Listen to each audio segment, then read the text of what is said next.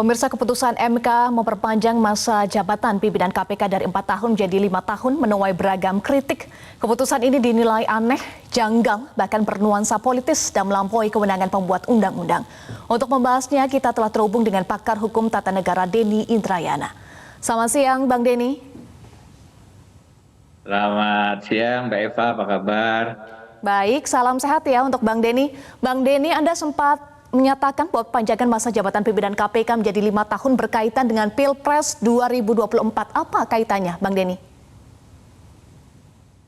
Ya, saya sebagai akademisi juga sebagai praktisi, ya, saya pikir kita harus menyampaikan pesan jelas, edukasi kepada khalayak, meskipun bisa dianggap beraneka ragam di tahun politik ini. Pesannya, putusan MK ini tidak hanya bisa dilihat dari sisi yuridis hukum saja, tapi mau tidak mau harus juga dianalisis dari sisi politiknya. Jadi bagaimana putusan MK ini harus dilihat dari kacamata politik hukum, terutama politik hukum kontestasi pemilihan presiden 2024. Sudah sering saya argumentasikan bahwa menjelang tahun politik, terutama Pilpres 2024, sayangnya hukum, penegakan hukum, kasus-kasus hukum itu direndahkan hanya menjadi instrumen, hanya menjadi bagian dari strategi pemenangan Pilpres. Apa? Dalam tulisan panjang saya bagaimana Jokowi mendukung Ganjar, mencadangkan Prabowo, menolak Anies, saya tulis ada 9 strategi 10 sempurna. 2 diantaranya adalah dengan menjaga komposisi hakim agar tetap dikuasai sesuai kepentingan strategi Pilpres. Yang kedua, menyandera kasus-kasus hukum di penegak hukum tidak terkecuali di KPK. Nah, putusan MK ini dari sisi yuridis bermasalah. Nanti kita bisa ulas dan sudah banyak disampaikan oleh para pakar. Dari sisi politis, dengan memperpanjang 1 tahun dari awalnya berakhir 2003, sebelum pengambilan keputusan pengambilan suara Februari 2024, maka ada kemungkinan pimpinan KPK-nya berganti. Nah, dengan memperpanjang sampai Desember 2024, maka pimpinan yang ada sekarang yang bermasalah dari segi etika sejak proses seleksinya dan sampai sekarang dengan berbagai macam pengaduan, gratifikasi helikopter, dugaan pembocoran dokumen rahasia, toh tetap diperpanjang dengan putusan ini ya karena ada tugas untuk memilah-milih kasus-kasus yang ada sedang dan akan ditangani KPK. Baik, Jadi Bang Denny. kepada kawan koalisi ditahan, kepada lawan oposisi diangkat dan itu bisa menjadi senjata strategi dalam pemenangan Pilpres. Seperti itu melihatnya, karena memang demikianlah indikasi dan bukti yang saya baca dari berbagai fakta dan informasi. Iya, soal bukti ini kita lihat dari sisi politis ya, kan Anda sampaikan kita bisa lihat dari sisi yuridis dan juga politis, tapi kita lihat dulu dari sisi politis. Anda sampaikan bahwa ini adalah instrumen atau alat strategi untuk kawal kawan dan pukul lawan. Dasarnya apa? Buktinya apa statement Anda ini, Bang Denny? Ini, kalaupun saya melihatnya dari sisi politis, itu tetap dalam lingkup kapasitas saya yang mengajar, mempelajari politik hukum dan hukum tata negara. Saya pindahkan dulu ke yuridis karena dari situ nanti kelihatan politisnya. Argumentasi MK mengatakan misalnya batas usia 50 tahun akhirnya dikabulkan, yang dimohonkan Pak Gufron karena dia sudah menjadi komisioner sebelumnya. Ini saja sudah berubah dari yang sudah disebut dari banyak pakar bahwa dalam hal umur, dalam hal angka, biasanya MK itu mengatakan tergantung, terserah kepada pembuat undang-undang atau yang disebut dengan konsep open legal policy. Berubah di sana. Terkait dengan perpanjangan masa jabatan, argumentasi yang kita baca, pertimbangan hukumnya mengatakan ada persoalan independensi jika pimpinan KPK dipilih 2 kali oleh Presiden dan DPR yang sama. Karena akan menyebabkan proses seleksi menjadi bias. Nah, ini problematik. Argumentasi itu mengasumsikan jika diperpanjang 1 tahun maka tidak lagi dipilih oleh presiden yang sama. tidak lagi dipilih oleh Presiden Jokowi dan DPR. Padahal dengan diundur ke 2024 sekalipun, Undang-Undang KPK-nya mengatakan bahwa proses seleksi dimulai 6 bulan sebelumnya, 6 bulan sebelum Desember adalah Juni. Ya. Di Juni 2024, presidennya masih Jokowi, anggota DPR-nya masih periode sekarang, karena mereka baru akan mengakhiri jabatannya di Oktober 2024. Jadi argumentasi inti untuk memperpanjang masa jabatan pimpinan KPK diundur setahun, ditambah setahun menjadi tahun depan, dengan mengatakan tidak akan dipilih presiden yang sama, gugur dengan sangat mudah. Karena akan panselnya dipilih Jokowi dan proses fit and propernya dilakukan DPR. Presiden baru jika pun terlibat hanya melakukan pelantikan.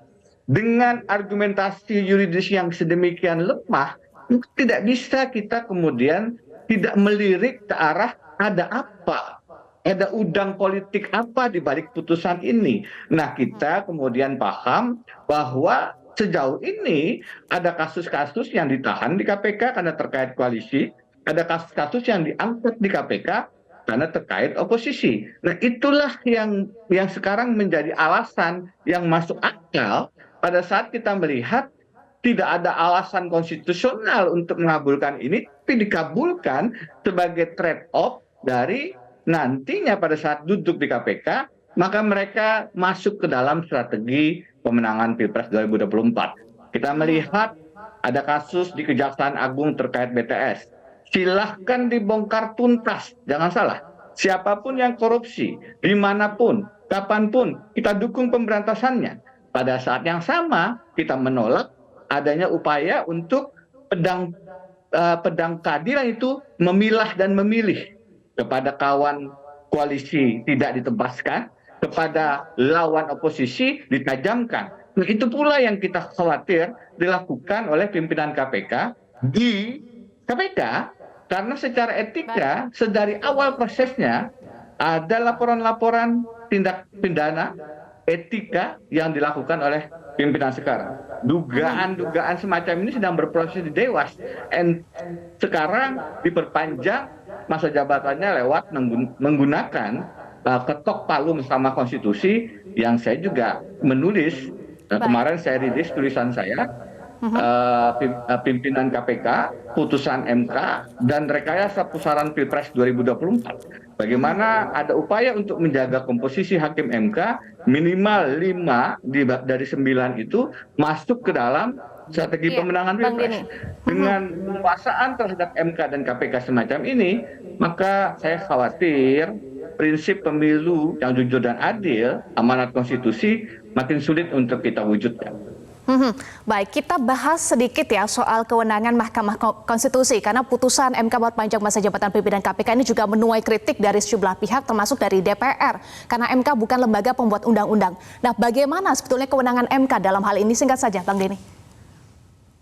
Ya, MK itu kan tentu ada 5 kewenangannya. Salah satunya adalah menguji konstitusionalitas undang-undang. Apakah norma yang ada dalam undang-undang itu bertentangan atau tidak bertentangan dengan konstitusi? Pada saat tidak diatur dalam konstitusi, misalnya berapa syarat umur hakim konstitusi, berapa lama masa jabatan hakim konstitusi, berapa lama jabatan KPK, itulah open legal policy. Disitulah ruang bagi pembuat undang-undang untuk menentukan bagaimana politik hukumnya. Tidak bisa kemudian hal-hal yang sifatnya terbuka ini, berapa lama masa jabatan pimpinan KPK, berapa batas umur menjadi pimpinan KPK, itu dinilai konstitusionalitasnya. Bagaimana Anda bisa menilai konstitusionalitas umur yang konstitusional itu 50, bukan 30, karena 30 haram, 50 halal. Tidak bisa dinilai. Itulah yang jadi dasar bahwa yang terkait dengan umur, masa jabatan, itu adalah kewenangan positive legislation. Kewenangan yang ada di Presiden, DPR, dan jangan lupa DPD, karena sering dilupakan DPD juga punya kewenangan legislasi, sedangkan yang punya kewenangan negatif legislator yang menyatakan tidak mengikat, batalnya satu norma undang-undang, itulah di MK. Baik. Pada saat MK kemudian masuk ke dalam kewenangan pembuat undang-undang dengan menilai masalah umur, masa jabatan, itu sudah offside dan tidak ada sebenarnya titik pijak logika konstitusionalitasnya. Karena itu ini harus dipandang sebagai putusan politik karena Baik. terkait dengan lagi-lagi strategi pemenangan Pilpres 2024. Baik, Anda sampaikan sudah outside. Singkat saja sekali lagi soal batas usia minimal dan perpanjang masa jabatan, siapa yang paling diuntungkan? Singkat saja. Itu secara pribadi-pribadi adalah pimpinan-pimpinan KPK yang Baik. sekarang harusnya sudah pensiun, dapat lagi gaji dan jabatan sehingga 2024. Dan Baik. pihak-pihak yang punya kepentingan untuk menyandera kasus-kasus di KPK untuk strategi pemenangan Pilpres 2024. Terima kasih pakar hukum tata negara Denny Indrayana sudah bergabung bersama kami di Metro Siang. Salam sehat selalu, Bang Denny.